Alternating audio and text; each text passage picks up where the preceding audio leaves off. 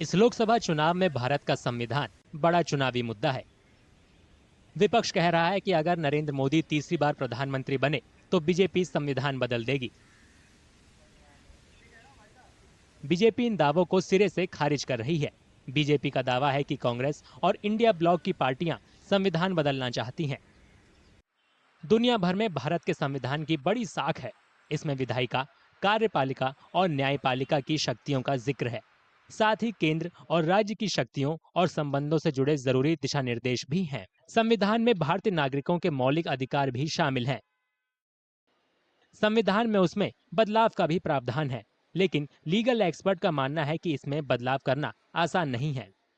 Doctrine of basic structure says that the basic object of the constitution, what existed at the time of implementing it, cannot be changed, and that was the Keshwanand Bharati judgment also says that the basic structure of the constitution cannot be changed, but other changes, if the parliament thinks fit and if there is a majority which is required as per the constitution, that can be changed, but only radar is that it should not be the basic structure.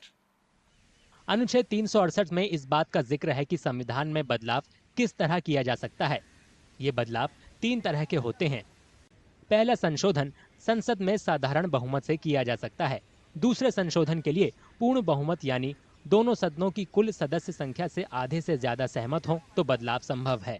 साथ ही विशेष बहुमत मतलब दोनों सदनों की कुल सदस्य संख्या का बहुमत और वोटिंग के लिए मौजूद कुल सदस्यों का 2/3 बहुमत चाहिए। तीसरे संशोधन के लिए न केवल विशेष बहुमत चाहिए बल्कि देश के कम से कम आधे राज्यों के समर्थन की भी जरूरत होती है। मौजूदा राष्ट्रपति को पद से हटाने और नए राज्य बनाने के लिए संविधान में तीसरे तरह के संशोधन किए जाते हैं। Supreme Court in 1973 had said that you cannot change the basic structure of the Constitution. So even if you get 545 MPs in Lok Sabha and 250 MPs in Rajya Sabha, through a constitutional amendment, you won't be able to change the basic structure of the Constitution. Now, this judgment is coming after Golaknath, where Supreme Court has said in 1967 that Parliament cannot amend the Constitution. To amend the Constitution, it has to create the Constituent Assembly.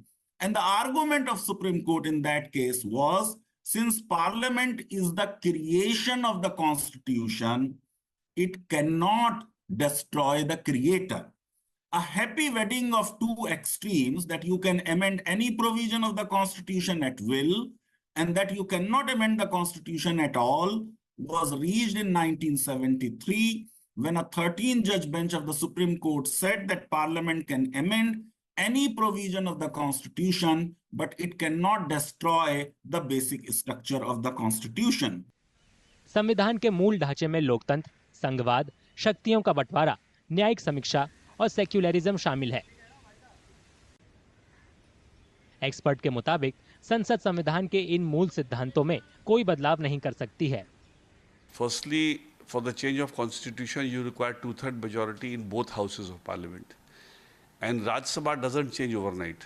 Rajya Sabha has a process of change, and any party or any group of parties to get 2/3 majority in Rajya Sabha cannot happen with this election. So really speaking, it is completely unrelated. संविधान के जानकारों के मुताबिक भारतीय संविधान में संशोधन किया जा सकता है, लेकिन इसके मूल ढांचे को सुरक्षित रखा गया है। न्यायपालिका संविधान में किए गए संशोधनों की समीक्षा करने का अधिकार रखती है। इस तरह संविधान के मूल सिद्धांतों का पालन तय किया गया है।